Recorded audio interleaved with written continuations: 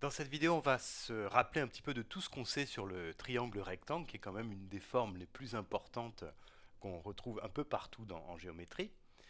Alors, déjà, quand on a un triangle rectangle, la première chose qu'on sait, c'est qu'il y a le théorème de Pythagore. Théorème de Pythagore. Et ça, c'est une relation entre les longueurs des côtés du triangle. Et ce théorème de Pythagore, il nous dit que le plus grand côté, qui est l'hypoténuse, donc c'est BC, élevé au carré, eh bien c'est AB au carré plus AC au carré. Donc le plus grand côté élevé au carré, l'hypoténuse élevée au carré, est égal à la somme des carrés des deux autres côtés. Donc ça permet de déterminer une longueur dans un triangle rectangle quand on connaît les deux autres. Par exemple, si je sais que AC est égal à 7 et que BC est égal à 8, eh bien, je vais pouvoir déterminer la longueur AB tout simplement en utilisant cette égalité de Pythagore qui est là, qui est exactement ça. 8 BC au carré, c'est 8 au carré, qui est égal à AB au carré, donc ça, c'est ce que je cherche à déterminer, plus AC au carré, c'est 7 au carré, ça fait 49. Et donc AB au carré, c'est égal à 8 au carré, ça fait 64. Donc 64 moins 49. Et 64 moins 49, ça fait 15. Donc on sait que AB au carré est égal à 15. Donc AB, eh bien c'est racine carrée de 15. Alors il y a une autre chose qu'on sait à propos du triangle rectangle, ça concerne le cercle circonscrit au triangle. En fait, si je prends le point I, ici milieu de BC, le point I milieu de BC, et si maintenant je trace le cercle de centre I et de rayon, disons IB, alors je vais le faire. Voilà, je fais un cercle. Voilà. Donc c'est un cercle de centre I qui passe par le point B, puisqu'il est de rayon IB. Et on s'aperçoit en fait qu'il passe aussi par le point A et par le point C. En fait, ce point I, c'est l'intersection des médiatrices du triangle. C'est pour ça qu'il est à équidistance. En fait, le point I est à la même distance de B, de A et de C. Ça, c'est le cercle circonscrit au triangle. Donc le cercle circonscrit au triangle, eh bien, il a pour centre le milieu de l'hypoténuse. Le milieu de l'hypoténuse. Alors ça, c'est très intéressant parce que ça nous assure, ça nous donne une manière de démontrer qu'un triangle est rectangle ou pas. En fait, si on a un triangle rectangle qui est inscrit dans un cercle et qui a pour côté un des diamètres du cercle, eh bien, ça sera forcément un triangle rectangle. Par exemple, ici, si je prends un point M n'importe où, disons ici, eh bien, quand je trace, je regarde le triangle BMC, je vais le tracer, ce triangle-là, BMC, donc il est inscrit dans le cercle, puisque M est un point du cercle, B aussi et C aussi. Et puis le côté BC, eh bien, c'est un des diamètres du cercle, et dans ce cas-là, on peut être sûr que cet angle qui est là, c'est un angle droit. Donc le triangle MBC est un triangle rectangle. Voilà, ça c'est une manière de démontrer qu'un triangle est rectangle, dans certains cas, qui est assez utile. Alors il y a d'autres choses qu'on peut faire dans le triangle rectangle. Je vais effacer ça.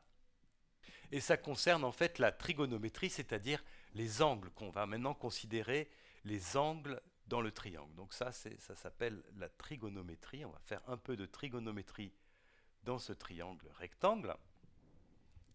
Alors dans un triangle rectangle, j'ai un angle droit qui est celui ici en A, dans ce cas-là, et puis j'ai deux autres angles dont je ne connais pas les mesures.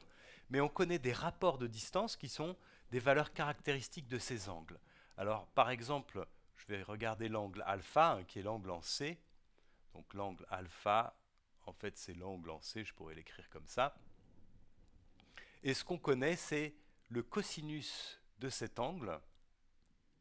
Ça, vous l'avez vu en troisième. Donc le cosinus de l'angle alpha, eh bien on sait que c'est le côté adjacent sur l'hypoténuse. Donc ici, c'est le côté AC sur le côté BC, puisque c'est BC qui est l'hypoténuse. Alors ça, c'est le cosinus, et on sait aussi qu'on a le sinus de alpha, qui est lui le côté opposé sur l'hypoténuse. Donc ça, c'est... Alors le côté opposé, c'est le côté qui est en face de cet angle alpha, c'est le côté AB. Donc c'est AB sur l'hypoténuse qui est toujours BC. Alors ça va nous permettre de calculer des longueurs ou des angles dans un triangle rectangle. Par exemple, je vais reprendre ce cas-là où AC est égal à 7 et BC est égal à 8. Donc on sait que AC est égal à 7, que BC est égal à 8. Et grâce à ces valeurs-là, on va déterminer l'angle alpha, l'angle qui est en C. Alors comment est-ce qu'on va faire ça? Eh bien tout simplement ici on va regarder le cosinus et le sinus. En fait le cosinus ici il fait intervenir AC et BC. Donc ce qu'on sait c'est que le cosinus de alpha ici c'est AC sur BC. Et donc on connaît la valeur de AC et la valeur de BC. Donc on sait que le cosinus de alpha eh bien c'est 7 huitièmes. Et grâce à ce cosinus, on va pouvoir, en utilisant la calculatrice, déterminer l'angle alpha, une valeur approchée de l'angle alpha. Alors, je vais prendre la calculatrice.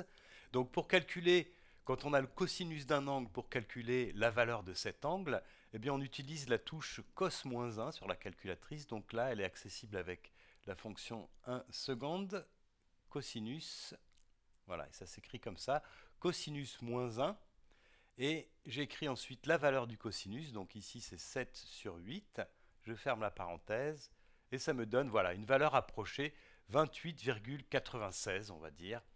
Donc c'est environ 28,96 degrés. Alors il faut faire attention parce que sur les calculatrices, le mode est parfois réglé sur radian. Hein. Il faut que la calculatrice soit réglée sur le mode degré. Voilà, donc ce qu'il faut retenir ici, c'est que si on connaît deux longueurs dans un triangle rectangle, eh bien on peut calculer la valeur d'un des angles du triangle rectangle. On pourrait aussi calculer la valeur de l'angle bêta. Hein. L'angle bêta, c'est l'angle en B. Et si je veux calculer la valeur de cet angle, en fait là je connais AC et BC, donc je connais le côté opposé à l'angle bêta et l'hypoténuse. Donc là je vais utiliser le sinus, puisque c'est ça qui fait intervenir le côté opposé et l'hypoténuse. Donc le sinus de bêta, eh bien c'est AC sur BC. Donc c'est 7 sur 8, ça c'est ce qu'on a vu tout à l'heure. Et maintenant, on va en déduire la valeur de l'angle bêta. La valeur de l'angle bêta, alors je prends la calculatrice. Cette fois-ci, il faut faire intervenir la fonction inverse de la fonction sinus, la touche sinus moins 1 ici. Donc c'est seconde sinus. Là, je mets la valeur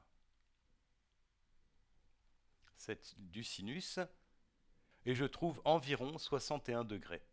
Donc environ 61 degrés. Bien sûr, effectivement, comme on avait calculé la valeur de alpha, on connaissait alpha et l'angle droit qui est ici. Donc en utilisant le fait que la somme des angles dans un triangle est égale à 180 degrés, on pouvait déterminer bêta sans utiliser le sinus.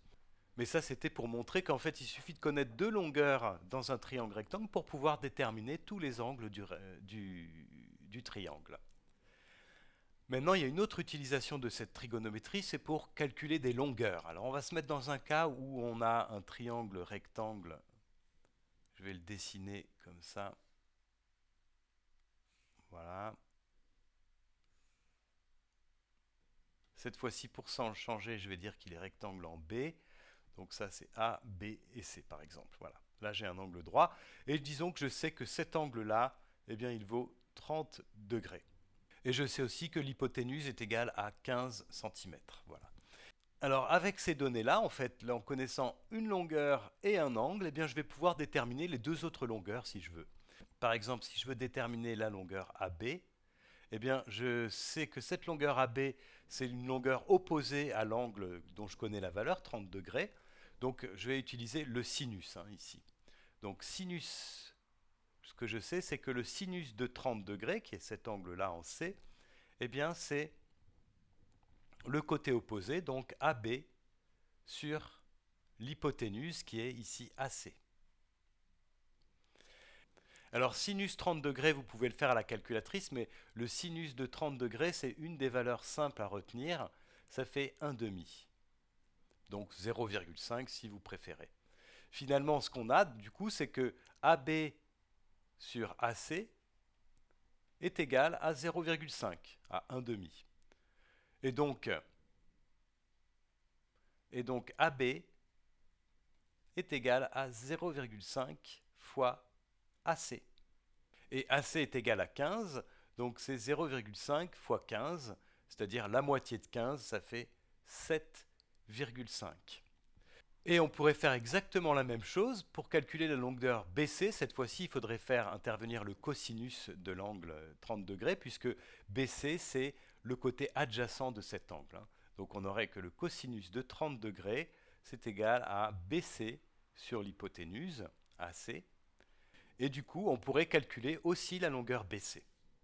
Voilà, du coup, la morale de l'histoire, c'est que dans un triangle rectangle, quand on connaît deux choses, soit deux côtés, soit un angle et un côté, eh bien, on peut connaître toutes les autres caractéristiques de ce triangle rectangle.